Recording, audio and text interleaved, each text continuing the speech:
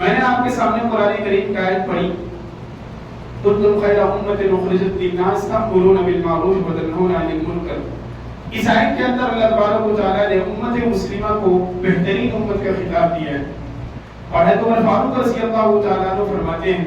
کہ اگر تم چاہتے ہو کہ بہترین امت میں شامل ہو، اگر تم چاہتے ہو اس آیت کے مصداق تم بنو، اس آیت میں تم بھی شامل ہو، تو تمہیں چاہیے کہ تم آگے کی جو آیت اللہ نے بیان فرمایا کہ کنتم خیر امت، کہ تم بہترین امت ہو، اخرجت للناس، لوگوں کے لیے نکالی گئی ہو. آگے اللہ نے ریزن بتایا، وجہ بتائی کہ تم کیوں نکالے گئے ہو. اخرجت للناس تأمرون بالمعروف وتنہون عن المنکر، کہ تم بھلائی کا حکم دیتے ہو اور برے باتوں سے، برے کاموں سے روکتے ہو. وتؤمنون باللہ، اور اللہ پر ایمان رکھتے ہو. تین باتوں کا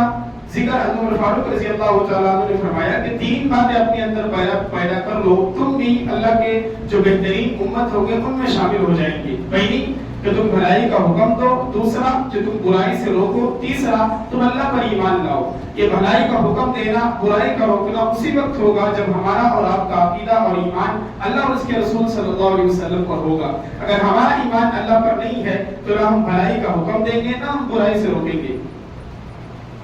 تو اللہ کے رسول صلی اللہ علیہ وسلم کی حدیث بھی ہے کہ من رأى منکم فلیغیرہ بیدہ، من رأى منکم منکرا، کہ تم اگر کوئی برائی کرتے ہوئے دیکھو، کسی برائی کو دیکھو، فلیغیرہ بیدہ، کہ تم اس کو اپنی ہاتھ سے روکو، اس کو اپنی ہاتھ سے روکنے کی کوشش کرو. فإن لم يستطع فبلسانہ، فإن لم يستطع فبلسانہ، اگر تم ہاتھ سے نہیں روک سکتے ہو تو اللہ نے اگر تمہیں طاقت دی ہے تو تم اپنی زبان سے روکو. اگر تمہاری اندر اتنی بھی طاقت نہیں ہے یا تمہیں اندیشہ ہے اگر میں سامنے والے کو اس برائی سے روکوں گا، مجھ سے جھگڑا کرے گا، لڑائی کرے گا، اگر میں اس کے سامنے اس بات کا ذکر کروں گا تو اللہ کے رسول صلی اللہ علیہ وسلم نے فرمایا فَإِن لَمْ يَسْتَطِعْ فَبِقَلْبِهِ، تم اس چیز کو، اپنے آپ کو اپنے دل میں برا سمجھو، اپنے آپ کو اس چیز سے الگ سمجھو اور سمجھو کہ اللہ اور اس کے رسول کے حکموں کے خلاف یہ عمل ہو رہا ہے. وَذَلِكَ أَضْعَفُ الْإِيمَانِ، یہ ایمان کا سب سے ادنا درجہ ہے. تو اللہ کے رسول صلی اللہ علیہ وسلم نے ہمیں حدیث پاک میں بیان فرمایا اور اللہ نے قرآن میں اس بات کا حکم دیا کہ ایمان والو، اگر تمہیں بہترین امت بننا ہے، اگر تمہیں بہترین امت میں شامل ہونا ہے تو تمہارے لیے تین شرطیں ہیں. یأمرون بالمعروف، کہ تم بھلائی کا حکم دو، وینہون عن المنکر، اور برائی سے روکو، وتؤمنون باللہ، اور اللہ پر ایمان لاؤ. تو یہ آیتیں اللہ تبارک و تعالیٰ نے امت مسلمہ کے لیے دیا. اب ہمارا اور آپ کا اخلاقی فریضہ بنتا ہے کہ اللہ کا رسول اور قرآن کی آیتیں آپ کے سامنے پڑھی جس کے اندر اللہ کے رسول صلی اللہ علیہ وسلم نے فرمایا کہ تم اپنے آپ کو برائی ہوتے ہوئے دیکھو تو کسی بھی جگہ دیکھو تو اس چیز کو روکنے کی کوشش کرو. اور اگر ہم نے ایسا نہیں کیا تو ایک حدیث ہے، اگر ہم نے یأمرون بالمعروف نہیں کیا، وینہون عن المنکر پر عمل نہیں کیا، تو اللہ کے رسول صلی اللہ علیہ وسلم نے فرمایا، حضرت حذیفہ رضی اللہ تعالیٰ عنہ کی روایت ہے، اللہ کے رسول صلی اللہ علیہ وسلم نے فرمایا قسم نے اس ذات کی جس کے قبضے میں میری جان ہے، اگر تم نے بھلائی کا حکم نہیں دیا، برائی سے نہیں روکا، تو قریب ہے مبادہ وہ وقت نہ آ جائے کہ جب تم اللہ کے دربار میں دعا کرو تمہاری دعا قبول نہ ہو، جب تم اللہ سے مدد مانگو تمہاری مدد نہ کیا جائے. اس حدیث پاک میں آپ سوچ کر دیکھیں اللہ کے رسول صلی اللہ علیہ وسلم نے ان لوگوں کے بارے میں وعیدیں سنائی ہے کہ جو بھلائی کا حکم نہیں دیتے، اپنی آنکھوں سے دیکھتے ہیں، اس منظر کو ان کے سامنے آتا ہے لیکن اپنی زبان سے یا اپنی ہاتھوں سے یا اپنے دل میں اس چیز کو برا نہیں سمجھتا ہے. تو اللہ کے رسول صلی اللہ علیہ وسلم نے فرمایا کہ تم مبادہ ایسا وقت نہ آ جائے تمہارے پاس کہ تم اللہ سے دعا کرو تمہاری دعا قبول نہ ہو، تم اللہ سے مانگو تمہیں وہ چیز مدد مانگو تمہاری مدد نہ کی جائے. تو یہ اتنا بڑا کام ہے. اگر ہم نے بھلائی کا حکم دینا چھوڑ دیا، برائی سے روکنا چھوڑ دیا تو ہم دعا مانگیں گے ہماری دعا قبول نہیں ہوگی. اور اللہ کے رسول صلی اللہ علیہ وسلم نے فرما دیا کہ تمہیں عذاب آ پکڑے گا، تم پر عذاب آ جائے گا. اور عذاب آنے کی جو قسمیں ہوتی ہے علماء کرام نے الگ الگ عذاب کی قسمیں لکھی ہے. اگر ہم نے بھلائی کا حکم نہیں دیا، برائی سے لوگوں کو نہیں روکا تو ہماری دعا بھی قبول نہیں ہوگی، ہماری مدد بھی نہیں پہنچے گی اور ہم پر اللہ عذاب نہیں بھیجے گا. عذاب کی کئی قسمیں ہوتی ہے. ایک تو قسمیں وہ ہوتی ہے جو پچھلی امتوں کو اللہ نے دیا، کسی پر آسمان سے پتھر برسائے، کسی پر آندھی طوفان کو بھیجا، کسی پر زلزلہ کو بھیجا، لیکن لیکن اس امت کے اندر اللہ کا رسول صلی اللہ علیہ وسلم کے برکت سے اللہ کا رسول صلی اللہ علیہ وسلم نے دعا مانگی کہ اللہ میری امت کو اجماعی طور پر کبھی عذاب نہیں دینا. تو اللہ کے رسول صلی اللہ علیہ وسلم کی برکت سے ہم پر یہ عذاب تو نہیں آئے گا, لیکن عذاب کی دوسری قسم ہے. ایک وہ عذاب ہے کہ جب ہم انسان, جب اللہ ہم نے بھلائی کا حکم دینا چھوڑ دیا, برائی سے روکنا چھوڑ دیا, تو ہم پر یہ عذاب آئے گی کہ ہمارا دل تنگ ہو جائے گا, ہمارے دلوں میں بھلائی کی بات نہیں آئے گی, ہمارا دل اتنا پریشان ہو جائے گا کہ نیکیوں سے ہم دور ہو جائیں گے, اچھائی ہمیں اچھائی نہیں لگے گی, برائی ہمیں برائی نہیں لگے گی, ہم ہر چیز کو ایک نظر سے دیکھیں گے, ہمارا دل اتنا غفلت والا ہو جائے گا, دین اسلام کی بات ہم سنیں گے لیکن عمل کرنے کا شوق نہیں ہوگا, قرآن و حدیث کی بات ہمارے سامنے آئے گی لیکن عمل کرنے کا جذبہ نہیں آئے گا. یہ اسی وقت ہوگا جب ہم دوسروں کو بھلائی کا حکم دینا چھوڑ دیں گے, برائی سے روکنا چھوڑ دیں گے, تب اللہ کی پکڑ آئے گی. اور اللہ کی عذاب کی یہ بھی ایک قسم ہے, ہمارا دل اسلام سے غافل ہو جائے گا, ہمارا دل ایک دم سخت ہو جائے گا کہ دین کی کوئی بات اس پر اثر نہیں کرے گی, کوئی اچھی بات اثر نہیں کرے گی. ہمارے اندر اگر کوئی برائی ہوگی اس برائی کو ہم کریں گے, ہمیں برائی کا احساس نہیں ہوگا کہ میں جو کر رہا ہوں قرآن و حدیث کے خلاف ہے. ہمارے سامنے اچھائی دکھائی دیکھیں گے, ہم اچھی باتوں کو, اچھے کاموں کو دیکھیں گے لیکن اچھی بات ہمیں اچھی نہیں لگے گی. یہ ہمارے دل کی بیماری ہوگی. یہ بھی اللہ کی طرف سے ایک عذاب ہوتا ہے. آپ دیکھیں ہمارے معاشرے میں, ہمارے ماحول میں, صرف یہاں کی نہیں, آپ جس جگہ پر بھی جائیں گے کوئی نہ کوئی ایک دوست, کوئی نہ کوئی ایک ساتھی, کوئی ایک مسلمان بھائی ایسا ملتا ہے جس کی زبان سے بات بات پر گالی نکلتی ہے, جس کی زبان سے بات بات پر شریعت کے خلاف والے کام ہوتے ہیں, جس کے اعمال سے ہمیشہ قرآن و حدیث کے خلاف ہوتا ہے. تو وہ بھی مسلمان ہے. ایک دوسرے مسلمان کو دیکھیں گے جو قرآن و حدیث کو پڑھتا ہے, اس پر عمل کرتا ہے, لوگوں کو برائی سے روکتا ہے, لوگوں کو نیکیوں کا حکم دیتا ہے, لیکن آپ اس کے اعمال میں دیکھیں گے, اس کے اعمال میں دیکھیں گے زمین و آسمان کا فرق آئے گا.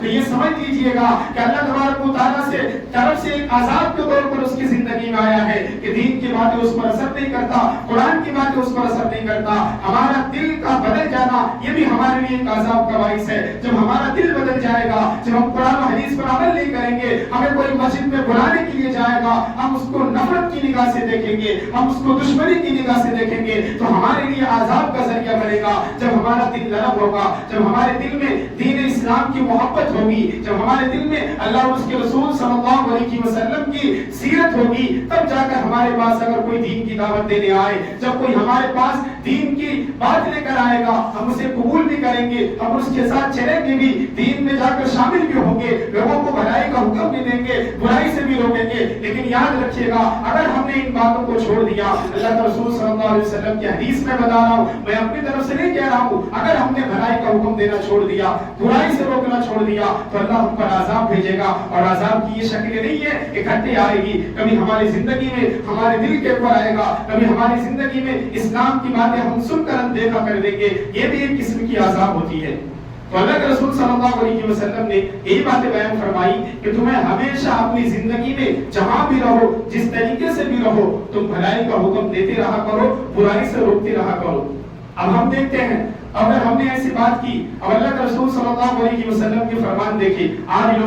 لوگ شکایت کرتے ہیں کہ میں ایک دعا مانگتا ہوں, بار بار مانگتا ہوں, کئی بار مانگتا ہوں, لیکن میری دعا قبول نہیں ہوتی. آج لوگ آ کر شکایت کرتے ہیں, حالانکہ اللہ نے قرآن میں کہا ادعونی استجب لکم, تم مجھے پکارو میں تمہیں تو قبول کروں گا, تم مجھ سے مانگو میں تمہیں عطا کروں گا, تمہیں جو ضرورت ہو میرے سامنے پیش کرو میں تمہیں دوں گا. تو پھر ہماری دعائیں قبول کیوں نہیں ہوتی ہے؟ ہم بار بار ایک چیز کو مانگتے ہیں, ہماری دعائیں قبول نہیں ہوتی. اللہ کے رسول صلی اللہ علیہ وسلم کی حدیث ہے, اللہ کے رسول صلی اللہ علیہ وسلم نے فرمایا, ابو سعید رضی اللہ تعالیٰ عنہ روایت کرتے ہیں, اللہ کے رسول صلی اللہ علیہ وسلم نے فرمایا کہ ایک شخص ہوگا جو پراگندہ حال میں ہوگا, ایک دم غریب دکھے گا, مفلس دکھے گا, وہ اللہ کے دربار میں آئے گا, اللہ سے دعا کرے گا, اللہ سے مانگے گا, اللہ اس کو نہیں دے گا, لیکن اس کی جو اعمال ہوگا, اس کا کھانا حرام کا ہوگا, اس کا کپڑا حرام کا ہوگا, اس کا پینا حرام کا ہوگا. جب تک ہماری زندگی میں یہ حلال و حرام کی رعایت حلال و حرام کی پہچان نہیں ہوگی، جب تک ہم اپنی زندگی میں اپنے کھانے میں حلال رزق کو متعین نہیں کریں گے، جب تک ہم اپنی زندگی میں حلال کھانے پر دھیان نہیں دیں گے، کھانے اور پینے میں تمیز نہیں کریں گے، تب تک یاد رکھیے گا ہماری زندگی میں اندھیرا ہی ہوگا۔ حلال رزق ایک ایسی چیز ہے جب انسان اس کو کھاتا ہے اس کی زندگی میں نورانیت آتی ہے، اس کی زندگی میں نور آتا ہے، عمل کرنے کا شوق پیدا ہوتا ہے، عمل کرنے کا جذبہ پیدا ہوتا ہے۔ میں آپ کو بتاؤں، امام شافعی رحمۃ اللہ علیہ کے بارے میں آتا ہے، وہ کسی کے گھر میں مہمان بن کر گئے، وہاں انہوں نے کھانا کھایا، کھانا کھانے کے بعد اس کھانے کی اتنی نورانیت تھی، اتنی برکت تھی کہ انہوں نے کہا تھا کھانا کھانے کے بعد مجھے نیند نہیں آئی، میں نے اسی حالت میں کئی سو مسائل لکھ لیا۔ صبح ہو کر میں نے پوچھا کہ تم نے ایسا کیا کھانے میں کھلایا تھا کہ میری حالت ایسی تھی کہ میں نے راتوں میں کئی مسائل کو لکھ لیا۔ کہا کہ ہم نے آپ کو کوئی الگ سے نہیں کھلایا، بس ہم نے وہ رزق کھلایا کہ ہم نے حرام سے تمیز کر کے آپ کو حلال رزق کھلایا۔ یہ ہمارے گھر میں جو ہمارے بچیاں ہیں، ہماری بیٹیاں ہیں، ہمارے بیٹے ہیں، وہ نمازی ہیں، قرآن پڑھتے ہیں، حدیث پڑھتے ہیں اور ہمیشہ اس بات کا خیال رکھتے ہیں کہ کھانے میں کبھی ایک لقمہ بھی حرام کا نہیں جانا چاہیے۔ اسی لیے ہمیں اور آپ کو اس بات کا خیال رکھنا چاہیے، اگر ہمارے جسم کے اندر حرام کا لقمہ جائے گا، اور ایک اصول آپ یاد رکھیں، آپ دیکھیں اپنی نظر کو دوڑائیں، ہمارے معاشرے میں، ہمارے محلے میں، ہمارے گاؤں میں اگر کوئی ایسا شخص ہوتا ہے جس کے کھانے میں تمیز نہیں ہوتا ہے، کوئی حلال اور حرام کو فرق کیے بغیر وہ کھانا کھاتا ہے، ہو سکتا ہے کسی کو دھوکہ دے کر کھا رہا ہو سکتا ہے کسی سے لوٹ کر کھا رہا ہو سکتا ہے کسی کو پریشان کر کے کھا رہا ہو، آپ اس کی زندگی میں دیکھیں، آپ اس کے گھر میں جان کر دیکھیں گے، آپ کو پتا چلے گا اس کی اولادیں اس کے نافرمان ہوتی ہے، اس کی اولادیں اس کی باتوں کو نہیں سنتا ہے، کوئی گھر میں نمازی پڑھنے والا نہیں ہوتا، کوئی گھر میں قرآن پڑھنے والا نہیں ہوتا، اللہ اپنی برکت کو اس گھر سے اٹھا لیتا ہے۔ اس لیے جب تک ہماری زندگی میں حلال رزق نہیں ہوگا، جب تک ہماری زندگی میں حلال کمائی کا کھانا پینا نہیں ہوگا، تب تک اب بھول جائے ہماری دعائیں بھی قبول ہوگی، ہماری نمازیں بھی قبول ہوگی۔ جب ہمارا جسم، ہماری جان ہی پاک نہیں ہے تو ہم پاک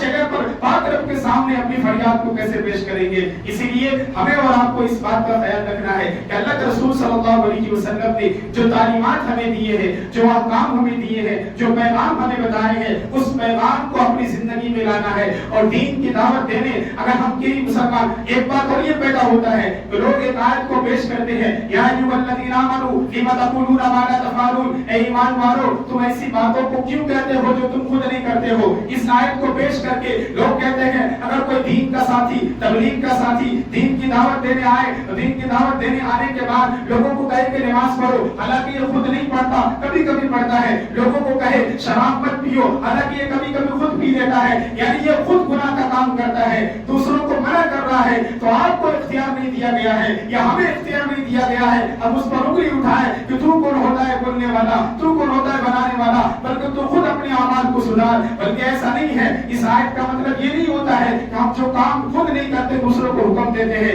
بلکہ آپ قرآن اٹھا کر دیکھیں، حدیث اٹھا کر دیکھیں، آپ کو پتہ چلے گا چاہے صحابہ کرام کی زندگی میں ہو، اسلاف کی زندگی میں ہو، اگر ہمارے اندر 100 برائی ہو، اسی کے بارے میں ایک حدیث میں نے کئی سال پیچھے پڑھا تھا، حضرت ابوبکر صدیق رضی اللہ تعالیٰ عنہ کے بارے میں غالباً انہوں نے اللہ کے رسول صلی اللہ علیہ وسلم سے سوال کیا، اے اللہ کے رسول صلی اللہ علیہ وسلم اگر کوئی ایسی بات، کوئی ایسی برائی جو میری زندگی میں موجود ہو، پھر میں اس دوسرے کو وہی برائی کرتے ہوئے دیکھوں تو کیا میں اس کو روک سکتا ہوں یا نہیں روک سکتا ہوں؟ اللہ کے رسول صلی اللہ علیہ وسلم نے فرمایا ہاں تم روک سکتے ہو۔ ارے آپ دیکھیں اگر میرے اندر کوئی برائی موجود ہے، میں آپ کو اس برائی سے منع کرتا ہوں، حالانکہ میں خود وہ گناہ کا کام کرتا ہوں، کہ ایک وقت آئے گا اللہ مجھے خود اپنی زندگی میں شرم آئے گی کہ میں دوسروں کو منع کرتا ہوں، خود اپنے اس اعمال میں کرتا ہوں۔ حضرت مولانا اشرف علی تھانوی رحمۃ اللہ علیہ کے بارے میں آتا ہے کہ انہوں نے کئی بار اس بات کا ذکر کیا کہ جب میرے اندر کوئی برائی ہوتی ہے، جب میں کوئی برائی کو اپنے سے دور کرنا چاہتا ہوں تو میں سامنے والے کو اس برائی سے روکتا ہوں، میرے اندر کوئی کمی ہوتی ہے تو میں دوسروں کو روکتا ہوں، اس کے بعد مجھے خود شرم آتی ہے کہ میں دوسروں کو یہ بات کام کرنے بول رہا ہوں، میں خود نہیں کرتا ہوں، اللہ اس کی برکت سے مجھے بھی ہدایت دیتا ہے۔ لیکن ایک بات یہ ہو گئی کہ کوئی ہمارے اعمال، ہماری زندگی کیسے بھی ہو، اسی لیے علماء کرام فرماتے ہیں یہ مت دیکھو کہنے والا کون ہے، یہ دیکھو کیا کہہ رہا ہے، وہ نبی کا فرمان ہمیں سنا رہا ہے، اللہ کا احکام ہمیں بتا رہا ہے۔ اس لیے ہمیں اور آپ کو کہنے والے کو نہیں دیکھنا کہ سامنے والا انسان کیسا ہے، سامنے والے کا کردار کیسا ہے، سامنے والا اپنی زندگی کیسی جی رہا ہے۔ اگر نبی کی بات آ گئی، قرآن کی بات آ گئی، ہم سارے چیزوں کو بھلا کر نبی کا فرمان لیں گے، قرآن کا احکام لیں گے. یہی ہمارا اسلام کہتا ہے، یہی ہمارا دین کہتا ہے. لیکن ہم نے اگر نبی کی زندگی سے، اگر ہم نے نبی کی زندگی کو اپنی زندگی میں نہیں لایا، اگر نبی کی سیرت کو اپنی سیرت میں نہیں لایا، تو یاد رکھیے گا ہم ذلیل بھی ہوں گے، رسوا بھی ہوں گے، دنیا میں بھی ہمیں سکون نہیں ملے گا. اور آخرت میں جب رب کے سامنے، جب اللہ کے رسول کے سامنے حاضری ہوگی، حوض کوثر پر جب حاضری ہوگی، تو اس وقت ہمارا نام خدا نہ کرے ان لوگوں میں آ جائے جس کو نبی کہے گا کہ میں اس کو نہیں جانتا. اس لیے اپنی زندگی میں اللہ کے رسول صلی اللہ علیہ وسلم کو احکام کو لائیے. اور جو ہمارے دین کی دعوت دینے والے ساتھی ہیں ان سے بھی میں کہوں گا، آپ میں اپنی طرف سے نہیں کہتا، قرآن کہتا ہے، اللہ کے رسول صلی اللہ علیہ وسلم کا فرمان کہتا ہے. نبی کی سیرت اٹھا کر دیکھے، قرآن کا فرمان اٹھا کر دیکھے. اگر کوئی دین کی دعوت دینے جائے، چاہے وہ دعوت والا کیسا بھی ہو، کس لحاظ کا بھی ہو، لیکن اللہ نے قرآن میں فرمایا. آپ موسیٰ علیہ السلام کو دیکھیں، موسیٰ علیہ السلام، ہارون علیہ السلام، دونوں کو اللہ نے حکم دیا کہ فرعون کے دربار میں جاؤ. یہ نبی ہے، وہ ظالم ہے، یہ نبی ہے، وہ لوگوں پر ظلم کرنے والا ہے، وہ اپنے آپ کو انا ربکم الاعلی کہنے والا ہے. لیکن قرآن کا اللہ نے قرآن میں کہا وقولا لہ قولا لینا، کہ تم اس کے پاس جاؤ، نرمی کے ساتھ، پیار کے ساتھ، محبت کے ساتھ ان کو جا کر دین کی دعوت دو. اور ہم اگر کسی کے پاس دین کی دعوت دینے جاتے ہیں تو کوئی ایسا ہمارا مسلمان بھائی نہیں ہوتا جو ظالم ہو، جو ظالم ہو، لوگوں کو پریشان کرتا ہو، لوگوں کو ستاتا ہو. بلکہ ہر مسلمان کے اندر، ہر مسلمان کے دل کے اندر دین کی عظمت ہوتی ہے، عزت ہوتی ہے. تو اسی لیے ہم جب بھی کسی کے پاس جائیں تو ہم جماعت والے ساتھی کہتے ہیں نا، اگر اس کے اندر 100 برائی ہو، ایک اچھائی ہو، اس اچھائی کو سامنے لائے. تو یہ ہم صرف جماعت میں نہیں رکھنا، اپنی زندگی میں بھی اس کو لانا ہے. جب ہم کسی مسلمان بھائی سے ملے، ان سے ملاقات ہو، بھلے ہی وہ لاکھ برا ہو، دنیا کے نظر میں کتنا ہی برا ہو، لیکن آپ کا اسلام اس بات کا حکم دیتا ہے، ہمارا اسلام اس بات کا حکم دیتا ہے کہ جب بھی کسی مسلمان بھائی سے ملے تو ہمارا اخلاق ایسا ہونا چاہیے کہ وہ اپنے اعمال کو چھوڑ کر ہماری زندگی کے طریقے کے مطابق چلنے والا بنے. وہ اپنی زندگی کو، اپنے گناہوں کو چھوڑ کر ہماری باتوں پر عمل کرنے والا بنے. یہ اسی وقت ہوگا جب اپنی زندگی کو نبی کی سیرت کے مطابق چلائیں گے، جب اپنی زندگی کو نبی کے احکام کے مطابق چلائیں گے. میں آپ کو ایک واقعہ بتاؤں گا اللہ کے رسول صلی اللہ علیہ وسلم کے زمانے کا. ہمارے اللہ کے رسول صلی اللہ علیہ وسلم کے بارے میں اللہ نے قرآن میں کہا وما ارسلناک الا رحمۃ للعالمین. اللہ کے رسول صلی اللہ علیہ وسلم کو اللہ نے ساری دنیا کے